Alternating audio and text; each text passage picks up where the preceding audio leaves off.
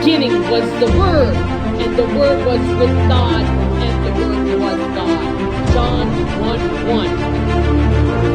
Reaching the world.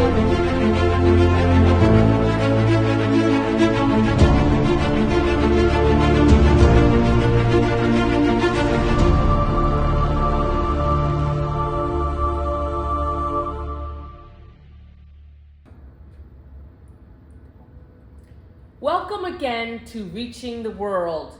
We thought we'd do something a little different today, so this is going to coordinate with the whole family. We're going to talk about how God has made us, each and every one of us, uniquely.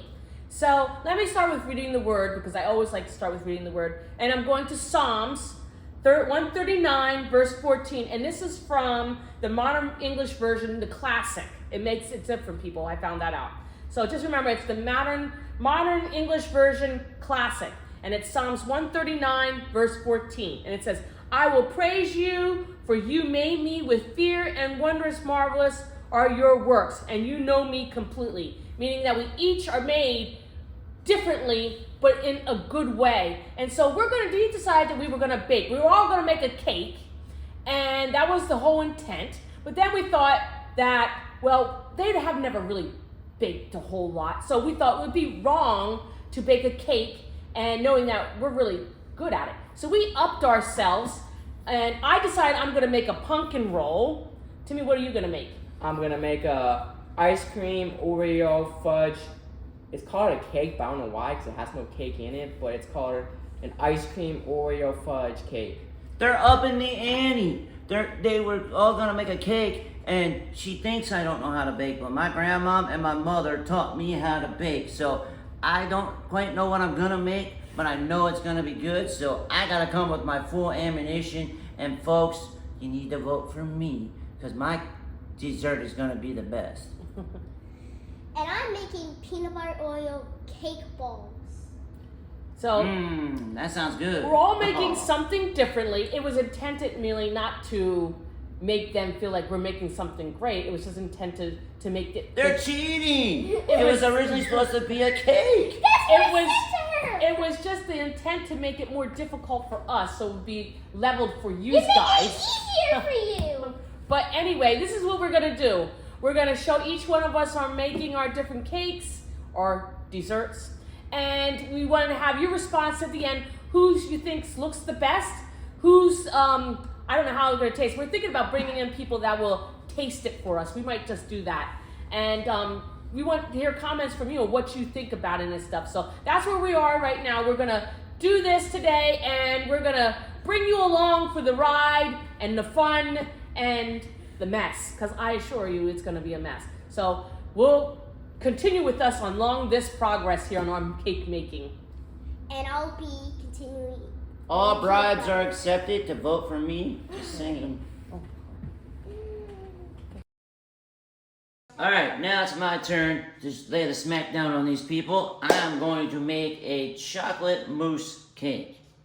Anything with chocolate and mousse is a perfect combination. So what I got here, my ingredients, I got some cake mix, I got half a cup of oil, and I got 3 eggs. Now we like brown eggs, but you can use white eggs if you want. And I got some, we use Pam cooking spray, but they have all kinds of other types of sprays out there, so that is good. So the first thing I'm gonna do is put the ingredients together. So I'm gonna take my cake mix. Oh my goodness, it's all full of chocolate, folks. That's the way it needs to be. And then next thing I'm gonna do is crack my eggs, and I'm gonna go get a paper towel. Alright, let's crack these eggs. I try it one-handed, but I don't need to have any eggshells in the cake mix.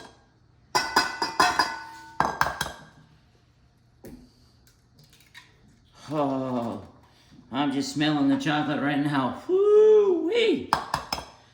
Coming for you guys. This cake is gonna be the winner. Winner, winner, chicken dinner! Alright. Set it down the side. Alright. then my oil. Now comes the fun part. I take it over and I get to mix it. Ice cream fudge cake, and I'm gonna show you guys how to make it. So the first thing I'm gonna do is make the crust for the bottom of my ice cream cake. So what you're gonna do is you're gonna pour in your Oreos.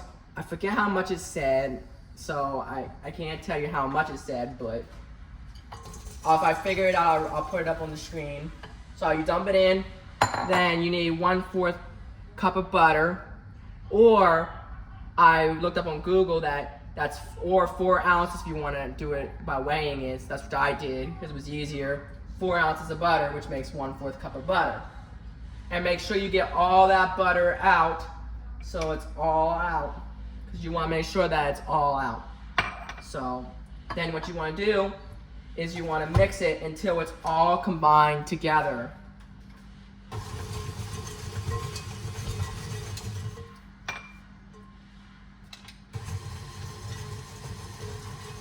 You'll see it combine together. You will see it. You can already see it starting to combine together. Now my butter probably should have been a little bit more room temperature than what it actually is, but it's still gonna do what I want. And then Start my pumpkin roll. So I just thought I'd take you through my process. So the first thing I'm going to start is with my flour, and this is 3/4 cups of flour, just in case you want to make your own pumpkin roll. So I'm going to pour that in. There's that. And it takes a cup of sugar. And I already have everything measured out. So here I have my teaspoon of cinnamon, and I believe the salt is like 1/4. It's a really small amount. You probably could use, it depends on how much salt you want, but it really doesn't need that much. So the cinnamon and the salt are going in now.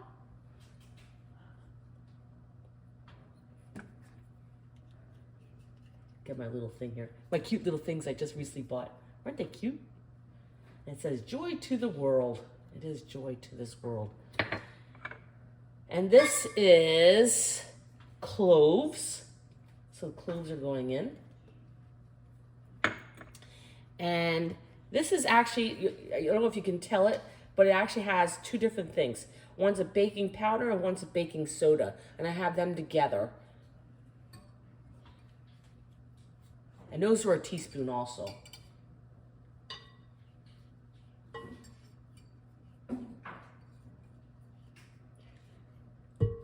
There we go. And then the most important is you need 2/3 cups of pumpkin. Now most people use can. I never use can. I always use fresh pumpkin. There's something in the fresh pumpkin that really makes the pumpkin rolls taste so good that you don't want to go with anything else. So that's my suggestion. You can use your own canned pumpkin, but I find that the results are overwhelmingly so much better when you use the fresh, you know. But if you're a person that's in a hurry and you don't have pumpkin, can's just as good too. I just happen to like fresh pumpkin. So anybody that gets a taste of this is gonna know that it's fresh pumpkin.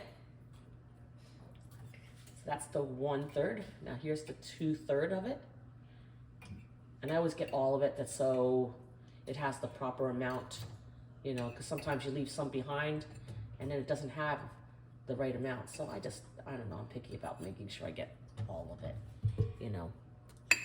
So now I'm ready for my 3 eggs.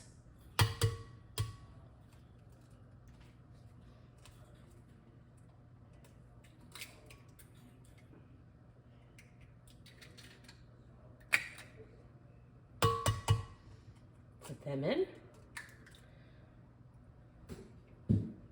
There's just something about 3 eggs that just makes everything taste good.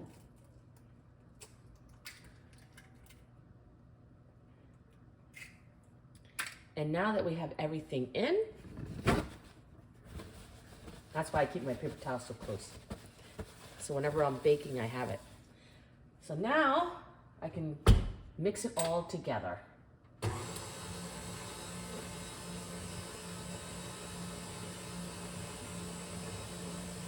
And it's just mixing everything real good for me. That's so I don't have a blop of cinnamon somewhere or a blop of baking soda, you know, because that would taste really bad if you had clumps. It's starting to look pretty good. It might be almost done. Let me stop it and check. It's always good to check. Bring the beater up. And I always check by tapping it off, checking the beaters, make sure there's nothing. Then I go like this for the purpose of scraping the bottom, see if there's any flour or anything left that didn't get mixed right. But it's looking pretty good. I think I'm good. I probably can pour this now into the pan. So let's take this to the pan. Well, let me take this off. I just can't handle the fact of it dripping all over